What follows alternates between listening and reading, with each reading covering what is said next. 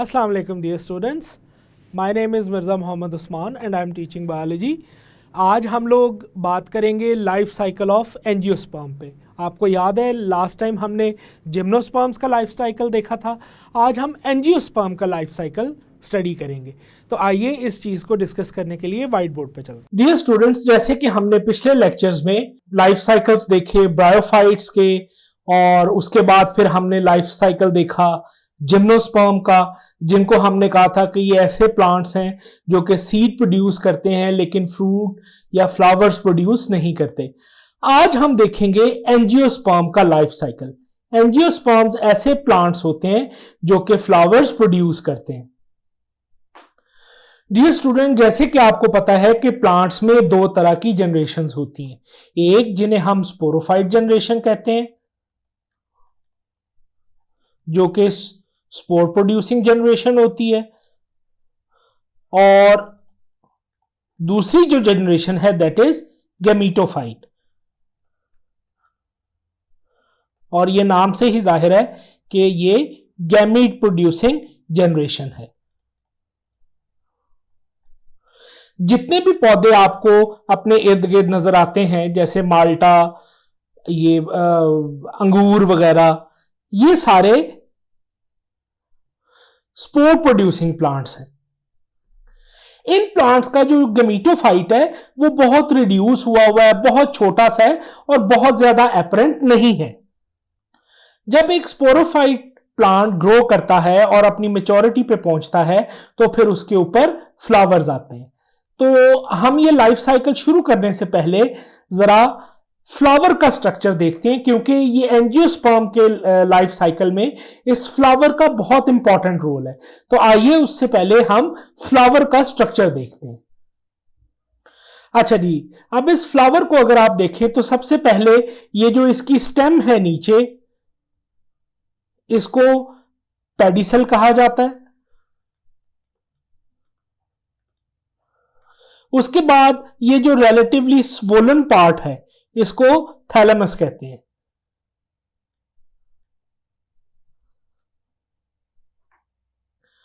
इस थैलेमस के बाद ये जो ग्रीन कलर की पत्तियां हैं जो कि इस फ्लावर को बेसिकली प्रोटेक्शन का काम करती हैं, इनको सेपल कहते हैं। टेक्निकली इन सेपल्स को कैलेक्स कहते हैं। इसके बाद ये जो कलर्ड पत्तियां होती हैं फूल की, जैसे गुलाब वगैरह में आप देखते हैं कि उनमें ये डिफरेंट कलर की, जैसे रेड होता है, येलो होता है, वाइट कलर के जो रोजेज हैं उनमें ये जो पेटल का कलर है वो उसी तरह का होगा। रेड रोजेज में पेटल रेड होंगी, येलो रोज में पेटल येलो होंगी, इसी तरह वाइट रोज में पेटल वाइट होंगी। तो ये जो कलर्ड पत्तियां होती हैं इनको बेसिकली पेटल्स कहते हैं।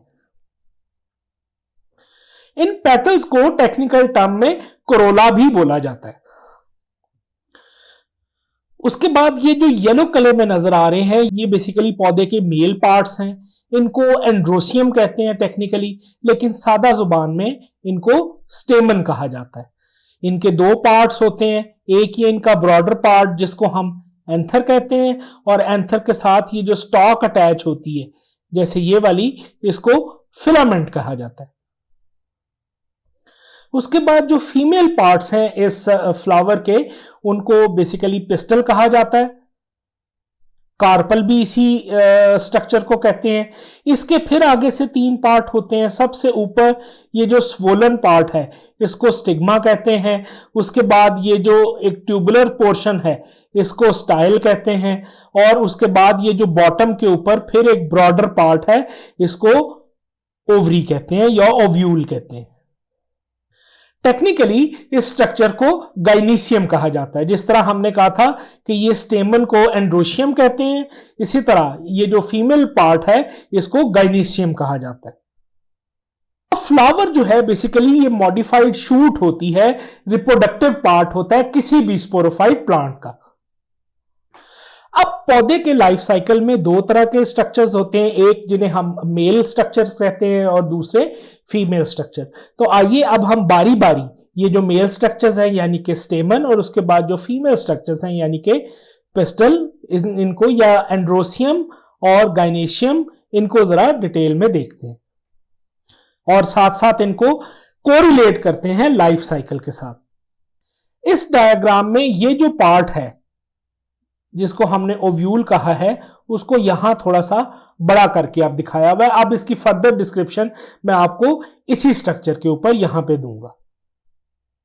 अब अगर इस ओव्यूल का स्ट्रक्चर देखें, यहां पे ये जो मैंने बताया कि यहां से निकल के अब उसको यहां शो किया हुआ है, तो यहां सबसे पहले ये जो इसकी आउटर वॉल है, ये आउटर वॉल, इसको बेसिकली हम इंटेगुमेंट कहते हैं। इंटेगुमेंट के बाद ये जो अंदर एक स्ट्रक्चर नजर आता है, ये लाइट ग्रीनिश कलर का, इसको नुसेलस कहा जाता है। ये बेसिकली नरिशमेंट प्रोवाइड करता है ये मेगास्पोर मदर सेल को, और उसके बाद फिर उसके अंदर ये जो स्ट्रक्चर है, this is megaspore mother cell. ये बेसिकली एक ओव्यूल का स्ट्रक्चर है। उसके बाद यहां पे ऊपर की तरफ आपको एक ओपनिंग नजर आती है। इस ओपनिंग को बेसिकली माइक्रोपाइल कहा जाता है। यहां पे एक चीज दोबारा एक रिकॉल कर लें कि ये जो यहां पे मेगास्पोर मदर सेल है, इस ओव्यूल के अंदर ये डिप्लॉयड होता है। अब यहां पे ये जो मेगास्पोर मदर सेल है, यहां इसमें फिर मियोसिस होगी। मियोसिस आपको पता है कि एक रिडक्शन डिवीजन होती है, और इसके नतीजे में यहां पे 3 सेल्स प्रोड्यूस होंगे। अब ये 3 में से जो एक है वो स्टे करेगा और जो बाकी हैं वो डीजेनरेट कर जाएंगे। ये जो यहां पे मेगास्पोर प्रोड्यूस हुआ है, चूंकि ये मियोसिस के रिजल्ट में प्रोड्यूस हुआ है, तो यहां इसका क्रोमोसोम नंबर हैप्लॉइड होगा। अच्छा जी, अब जो यहां पे मेगास्पोर सिलेक्ट हुआ था जिसने आगे फर्दर प्रोसीड करना है, उसमें माइटोसिस होगी, और माइटोसिस में फिर ये 2 सेल्स प्रोड्यूस होंगे, फिर इसमें दोबारा माइटोसिस होगी और उसमें से ये 4 सेल्स प्रोड्यूस हो जाएंगे, फिर उनमें माइटोसिस होगी तो ये 8 सेल प्रोड्यूस हो जाएंगे। 4 ये ऊपर की तरफ चले गए हुए हैं और 4 ये नीचे की तरफ चले गए हुए हैं। ये जिस स्ट्रक्चर के अंदर ये सब कुछ हो रहा है उसको हम एम्ब्रियो सैक कहते हैं, और ये न्यूसेलस के अंदर प्रेजेंट है। जो यहां हमने स्ट्रक्चर देखा था ओव्यूल का, उसमें आउटर लेयर जो थी उसको हमने इंटेगुमेंट कहा था, और उसके बाद न्यूसेलस कहा था, और फिर उसके अंदर मेगास्पोर था। तो जिस जगह पे मेगास्पोर मदर सेल था, वहां पे अब ये एम्ब्रियो सैक बना हुआ है जिसके अंदर ये सारी माइटोटिक डिविजन्स यहां पे हो रही हैं। तो अब तक जहां हम पहुंचे हैं, दैट इज ये जो 8 सेल स्टेज है, जिसमें 4 सेल ऊपर की तरफ चले गए हुए हैं और 4 सेल नीचे की तरफ चले गए हुए हैं ड्यू टू माइटोसिस। अब इनमें से ये जो हर न्यूक्लियस है, इसके इर्द गिर्द एक मेम्ब्रेन बन जाएगी। ये जो 8 के 8 न्यूक्लियस है, ये बेसिकली 7 सेल में डिवाइड हो जाएंगे। ये कैसे होता है ये मैं अभी आपको बताता हूं। अब यहां एक चीज देखिए कि ये जो 3 न्यूक्लियस है, ये एक तरफ चले गए, उनके अराउंड मेम्ब्रेन बन गई, और अब हम इन तीनों को एंटीपोडल्स कहेंगे। उसके बाद जो और 3 थे वो ये दूसरी एंड के ऊपर चले गए हैं न्यूक्लियस, उनके अराउंड भी मेम्ब्रेन बन गई है, और इनको हम एग सेल कहेंगे। उसके बाद जो 2 न्यूक्लियस बच गए थे, एक ऊपर से एक नीचे से, वो ये दरमियान में आ गए हैं और उनके अराउंड भी मेम्ब्रेन बन गई है। इनको यहां पे हम पोलर न्यूक्लियाई कहेंगे। ये जो पोलर न्यूक्लियाई है, ये आगे फिर एंडोस्पर्म टिश्यू बनाने के लिए काम आएंगे। अच्छा जी, अब यहां पे ये जो तीनों सेल्स हैं, इनमें से सिर्फ एक जो है वो एग सेल है, और इसके साथ ये जो 2 हैं इनको सिनर्जिड्स कहा जाता है। इन तीनों सेल्स में से एक एग सेल होगा और उसके साथ 2 ये सिनर्जिड्स होंगे। डियर स्टूडेंट, यहां पे एक चीज याद रखिए कि ये जो जितने सेल्स बने हैं ये सारे के सारे हैप्लॉइड हैं। यहां पे ये जो सिनर्जिड्स हैं, ये पॉलिनेशन के बाद जाइगोट फॉर्मेशन में और अल्टीमेटली फिर सीड फॉर्मेशन में हेल्प करेंगे। यही काम बेसिकली एंटीपोडल्स भी कर रहे होते हैं। तो एंटीपोडल्स और सिनर्जिड्स जो हैं, ये पॉलिनेशन के बाद जाइगोट फॉर्मेशन और उसके बाद सीड फॉर्मेशन में हेल्प करेंगे।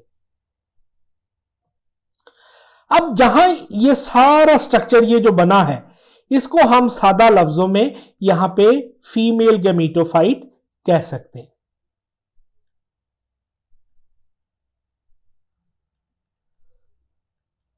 Female gametophyte. अच्छा जी, अब हम आ जाते हैं इस मेल पार्ट के फ्लावर की तरफ। इसके दो पार्ट्स हमने कहे थे, एक जो ऊपर ब्रॉडर पार्ट है उसको एंथर कहते हैं और फिर नीचे जो स्टॉक लाइक स्ट्रक्चर है उसको फिलामेंट कहते हैं। तो यहां पे इसके अंदर माइक्रोस्पोर मदर सेल होता है, जो कि बेसिकली अब तक आपको पता चल गया हुआ है कि ये डिप्लॉयड होगा। ये माइक्रोस्पोर मदर सेल के अंदर फिर रिडक्शन डिवीजन होगी और यहां से फिर ये आगे सेल्स बनेंगे और इनमें जो नंबर है क्रोमोसोम का वो हाफ होगा, ये हैप्लॉइड होंगे। फिर यहां पे ये जो स्ट्रक्चर है ये बस्ट होगा और ये चारों के चारों जो स्पोर्स है, माइक्रोस्पोर्स जो हैं वो रिलीज हो जाएंगे और इनमें क्रोमोसोम नंबर आपको पता है वो हैप्लॉइड है। यहां पे कोई भी सेल इनमें से डीजनरेट नहीं करेगा। आपने फीमेल में देखा था कि उसमें जो है वो एक सेल सिर्फ स्टे किया था, बाकी तीनों डीजनरेट कर गए थे। यहां पे चारों के चारों जो है वो सरवाइव करेंगे। अब यहां इसमें से इन चारों माइक्रोस्पोर्स में से हम एक माइक्रोस्पोर ले लेते हैं, इसमें फिर आगे से माइटोसिस होगी। इस माइटोसिस के रिजल्ट में यहां दो सेल्स बनेंगे, एक को बेसिकली ट्यूब न्यूक्लियस या ट्यूब सेल कहा जाता है और जो दूसरा पार्ट है या जो दूसरा सेल है उसको जनरेटिव सेल कहा जाता है। ये एक जो पोलन ग्रेन है या जो एक माइक्रोस्पोर है उसमें जब माइटोसिस होती है तो ये दो सेल्स बनते हैं, ट्यूब सेल्स या ट्यूब न्यूक्लियस और दूसरा जनरेटिव सेल। यहां पर ये जो ट्यूब सेल है ये आगे माइटोसिस नहीं करेगा, ये इसी तरह रहेगा, लेकिन ये जो जनरेटिव सेल है ये फिर आगे से माइटोसिस करेगा और यहां ये इसके दो न्यूक्लियस या दो सेल्स अल्टीमेटली बन जाएंगे। अब इस स्ट्रक्चर को बेसिकली हम पोलन ग्रेन कहते हैं, जिनमें से ये दो गमीट हैं और एक इनमें से ये ट्यूब सेल है। ये जो यहां पे माइक्रोगैमेट्स बने हैं इनको हम बेसिकली स्पर्म भी कह सकते हैं। अच्छा जी, अब जब ये जो एंथर हैं ये पूरी तरह भर जाएंगे ये सारे गैमीट से या पोलन ग्रेन से, तो फिर अल्टीमेटली ये बस्ट करेगा एंथर और उसके रिजल्ट में ये जो पोलन्स हैं या जो मेल गैमीटोफाइट हैं ये सब यहां से रिलीज हो जाएंगे और फिर ये पॉलिनेशन का अमल आएगा। तो अब हम देखते हैं कि जब ये एक फीमेल पार्ट के ऊपर गिरता है पॉलन ग्रेन तो उसके बाद बेसिकली किस किस्म के स्ट्रक्चर्स जो हैं वो आगे से रूनुमा होते हैं, किस किस्म की चेंजेस कैस्केड होती हैं जब ये पॉलिनेशन हो जाती है। अच्छा जी, अब यहां पे आप ये देखें कि ये जो पोलन ग्रेन है ये इस ओवरी का ये जो ऊपर वाला ब्रॉडर पार्ट है जिसको हमने स्टिग्मा कहा था उसके ऊपर आके ये ड्रॉप हो गया।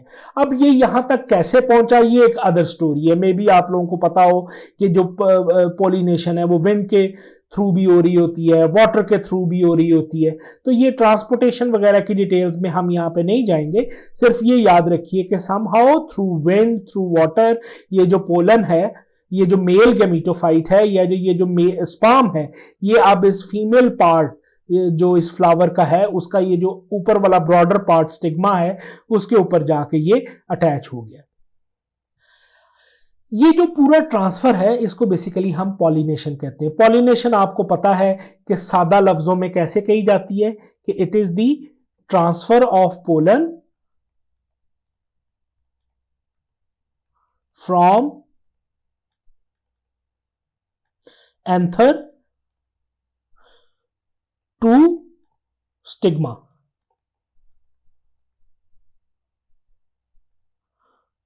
जो कि ब्रॉडर पार्ट है, upper broader part of the female reproductive structure या ओवरी। तो ये जो सिर्फ ट्रांसफर है इस प्रोसेस का नाम पॉलिनेशन है। अब यहां पे ये जो मेल गैमेटोफाइट बना है, इनमें से 2 तो स्पर्म है और एक ट्यूब सेल न्यूक्लियस है। अब सवाल ये पैदा होता है कि यहां पे तो सारे स्ट्रक्चर्स बिल्कुल कोलैप्स हुए हुए हैं, और दूसरा हमने जब ओवरी का स्ट्रक्चर पढ़ा था तो उसमें हमने कहा था कि जो नुसेलस है वो तो अंदर जो मेगा स्पोर मदर सेल्स थे, उसके बाद ये जितने भी स्ट्रक्चर्स बने हैं यहाँ पे नुसेलस ने उनको बड़ा टाइटली सिक्योर किया हुआ है, तो यहां तक पहुंचने तक का तो कोई रास्ता ही नहीं है। तो आखिर ये फिर जो मेल गैमेट्स हैं ये यहां तक कैसे पहुंचेंगे, इस जो एग है यहां तक कैसे पहुंचेंगे? तो यहां पे डियर स्टूडेंट याद रखिए कि यहां अब ये जो ट्यूब सेल न्यूक्लियस है ये, या ट्यूब सेल जो है ये अपना रोल प्ले करेगा। अब ये जो ट्यूब सेल है ये बेसिकली कुछ खास डीजेनरेटिव एंजाइम्स क्रिएट करता है, जिसकी वजह से यहां पे ये स्ट्रक्चर एक ट्यूब बनना शुरू हो जाती है। क्योंकि डीजेनरेशन होती है तो यहां पे ये एक रास्ता बनना शुरू हो जाता है, जिसको मैं अभी कर्सर की हेल्प से आपको दिखा रहा हूं। इसको बेसिकली पोलन ट्यूब कहा जाता है। ये सादा लफ्जों में रास्ता है जो कि मेल गैमीट को फीमेल गैमीट तक लेके जाएगा। अच्छा जी, अब यहां पे जब ये पोलन ट्यूब कंप्लीट हो गई और हम, या ये जो मेल गैमीट है ये एग सेल तक पहुंच गया, तो उसके बाद इसका रोल खत्म हो जाएगा। अब यहां पे आपको पता है कि ये एक जो है वो एग सेल है और उसके साथ साथ 2 उसके सिनर्जिड्स है। तो यहां अब क्या होगा क्या कि, अच्छा यहां एक और चीज काबिल जिक्र है कि हमारे पास एक जो है वो ट्यूब सेल था और 2 स्पर्म्स थे। इनमें से जो एक स्पर्म है वो इस जो एग सेल है उसको फर्टिलाइज करेगा। ये चीज स्टूडेंट्स बड़े ध्यान से देखिएगा। इन 2 स्पर्म्स में से एक स्पर्म इस एग सेल को फर्टिलाइज करेगा, जबकि जो दूसरा स्पर्म है वो ये पोलर न्यूक्लियाई के साथ मिलेगा। अच्छा, अब यहां पे जरा क्रोमोसोमल नंबर भी देख लें। जब ये स्पर्म जो कि हैप्लॉइड था इस एग सेल के साथ मिला, ये भी हैप्लॉइड है, तो अब जब ये फर्टिलाइजेशन हो गई तो यहां पे क्या बनेगा? जाइगोट। Very good. और इसका जो क्रोमोसोमल नंबर है वो 2n होता है जाइगोट का।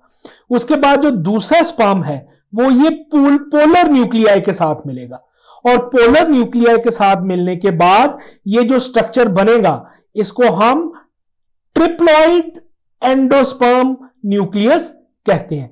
ट्रिप्लॉइड क्यों? क्योंकि ये 3 न्यूक्लियस हो गए, 2 पहले थे, एक ये स्पर्म का हुआ, तो अब ये ट्रिप्लॉइड बन जाएगा। यहां पे जो क्रोमोसोमल नंबर है वो भी ट्रिपल हो जाएगा। इस स्ट्रक्चर को हम ट्रिप्लॉइड एंडोस्पर्म न्यूक्लियस कहते हैं। अब ये जो स्ट्रक्चर बना जिसको हमने ट्रिप्लॉइड एंडोस्पर्म न्यूक्लियस कहा है, ये बेसिकली फूड बनेगा, फूड स्टोरेज बनेगा इस जाइगोट के लिए। अब यहां पे एक चीज देखिए कि यहां पे 2 न्यूक्लियाई ये स्पर्म के 2 सेल्स को फर्टिलाइज कर रहे हैं। एक तो ये एग सेल्स हैं, इनको साथ मिलकर फर्टिलाइजेशन हो रही है, और दूसरा ये जो पोलर न्यूक्लियाई हैं उनके साथ मिलकर ये एक और स्ट्रक्चर बन रहा है जिसको हम ट्रिप्लॉइड एंडोस्पर्म न्यूक्लियस कहते हैं।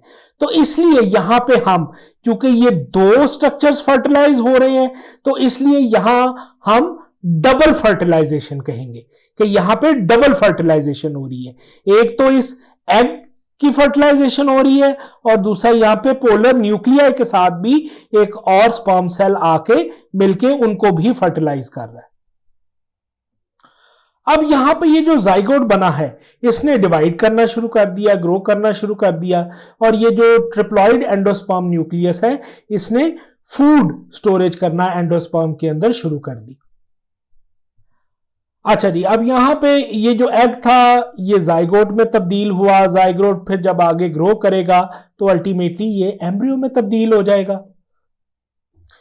ये जो एंडोस्पर्म टिश्यू है ये किस में जाके तब्दील हो जाएगा? ये फूड स्टोरेज में जाकर तब्दील हो जाएगा, कन्वर्ट हो जाएगा अल्टीमेटली इनटू फूड स्टोरेज।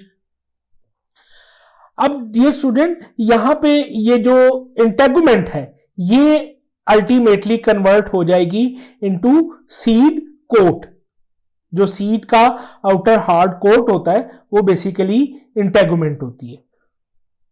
अब जो फ्रूट प्रोड्यूसिंग प्लांट्स हैं उनमें यही जो ओवरी की दीवार है ये फिर जब आहिस्ता आहिस्ता पकेगी तो अल्टीमेटली ये फिर फ्रूट भी बनाएगी, और जो सीड प्लांट्स हैं उनमें सिर्फ ये सीड का कवर बनाएगी। तो ये भी यहां पे आपने याद रखना है। अच्छा जी, अब यहां पे हम वो सिनेरियो ले रहे हैं जिसमें ये सीड बन गया अल्टीमेटली, तो सीड जो है फिर डिस्पर्स हो जाएगा थ्रू विंड, थ्रू वाटर, फिर जब वो फेवरेबल जगह के ऊपर जाके ड्रॉप होगा उसके अंदर जो एम्ब्रियो है वो ग्रो करेगा और अल्टीमेटली फिर वहां पे दोबारा एक नया स्पोरोफाइट प्लांट जो है वो बनना शुरू हो जाता है। जो यंग स्पोरोफाइट है अल्टीमेटली ये फिर जब दोबारा और ग्रो करता है, जर्मिनेट करता है, तो फिर ये मैच्योर स्पोरोफाइट बन जाता है। इसके ऊपर फिर फ्लावर्स लगते हैं, साथ में फ्रूट्स वगैरह लगते हैं, और फिर ये दोबारा वही साइकिल दोबारा से यहाँ पे शुरू हो जाता है। अब यहां पे एक बड़ा स्टूडेंट सवाल पूछते हैं कि जी इस पूरे लेक्चर में आपने कहीं पे ऑल्टरनेशन ऑफ जनरेशन का तो तस्करा नहीं किया, ब्रायोफाइट में और जिम्नोस्पर्म में तो आपने बड़ा बार बार इसका तस्करा किया था। तो डियर स्टूडेंट, यहां पे आपको पहले ही मैंने बता दिया था कि जो गमीटोफाइट जनरेशन होती है वो इतनी ऑब्वियस नहीं होती, वो हिडन होती है। लेकिन यहां पे आप उसको देखें ये जो प्लांट है ये स्पोरोफाइट से शुरू हुआ था, जो कि फिर मैच्योर स्पोरोफाइट बना, उसके ऊपर ये फ्लावर्स वगैरह लगे, और यहां पे आप फ्लावर्स के अंदर देखें हमने ये एक फीमेल गैमीटोफाइट बनने तक का अमल पूरा देखा, और यहां पे जो मेल गैमीटोफाइट बनने तक का अमल पूरा देखा।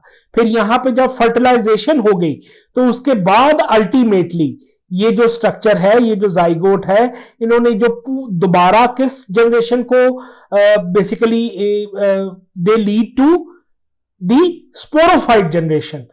तो फिर ये ऑल्टरनेशन ऑफ जनरेशन ही है ना, कि यहां से स्पोरोफाइट से काम शुरू हुआ, फिर ये गैमीट्स बने, और उसके बाद दोबारा फिर ये स्पोरोफाइट जनरेशन आ गई है। तो ऑल्टरनेशन ऑफ जनरेशन का फिनोमेना बेसिकली यही फिनोमेना है कि इनमें स्पोरोफाइट जनरेशन और जो गैमीटोफाइट जनरेशन है उसमें ऑल्टरनेशन होती है। तो इस तरह से ये जो एंजियोस्पर्म है इनका लाइफ साइकिल बेसिकली कंप्लीट होता है। जी तो स्टूडेंट, उम्मीद है आपको एंजियोस्पर्म का लाइफ साइकिल अच्छे तरीके से समझ में आया होगा। इसको इसी तरह ड्रॉ कीजिएगा जिस तरह मैंने आपको वाइट बोर्ड पे बताया है, और एक दफ़ा इसको बुक से जो स्कीमेटिकली डिस्क्राइब किया गया वहाँ से भी स्टडी करें। मुझे अगले टॉपिक तक के लिए इजाज़त दें। अल्लाह हाफ़िज़।